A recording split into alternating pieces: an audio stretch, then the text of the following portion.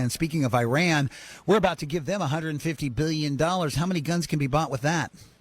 Oh, my word. This is so scary, and I don't know that there's been anything more important, in my opinion, to the safety of this country and the world than this decision, this wrong-minded decision that was made by Secretary Kerry to sign this agreement with Iran to release this $150 billion, with a B, dollars in sanctions relief to Iran. They are the biggest state-sponsored country of terrorism in the entire world. We know what they want to do. Listen, this isn't like we have to do investigations and find out what they want to do. They come right out and say it. Death to America. Yep. Israel is not going to exist in 25 years, and we're going to give them $150 billion in sanction relief. Crazy on the top of that, number one. But the most recent bill we passed yesterday, a friend of mine, Patrick Mahan, out of Pennsylvania, who is a former prosecutor, he came with this bill, and it's really a brilliant bill. It's H.R. 3457 for those who like to look at those numbers, and it's called Justice for Victims of Iranian Terrorism. And it's a really pretty simple bill where there are people in this country who have been harmed by Iran's terrorism. And they've lost family members. You remember the TWA flight, where there were people that were just killed because of who they were.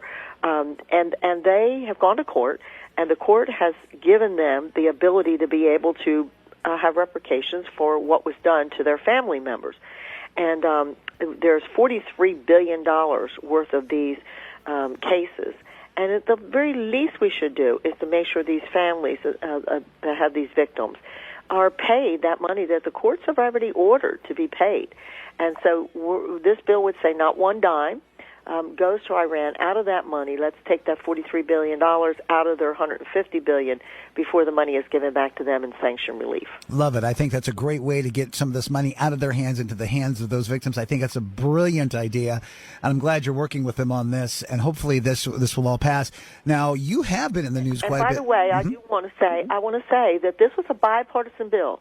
It was not a bill where it was just Republicans. This was a bipartisan bill, and we believe when it goes to the Senate that it will also get bipartisan support. I mean, how can you, as a representative of your district, if you have one person, or even as a human being, in my opinion, say that no, these victims don't have a right to the money that was ordered by the court, and yet we'll give that money to Iran to develop more nuclear bombs or to develop a nuclear bomb, and also the ballistic missiles that you need to put into them for the payload to distribute them, which, by the way, if they do that, the United States just sitting here, not there, but sitting here could actually be reached by them. So we really think that this is going to put some people in the Senate in a really tough spot, and then let's see what the president does and where his heart is. Is it with Iran, or is it with the people of America that have been harmed? Because of Harry Reid, we have not been able to get these bills we've talked about before, all these bills sitting on Harry Reid's desk. Now things are getting to him.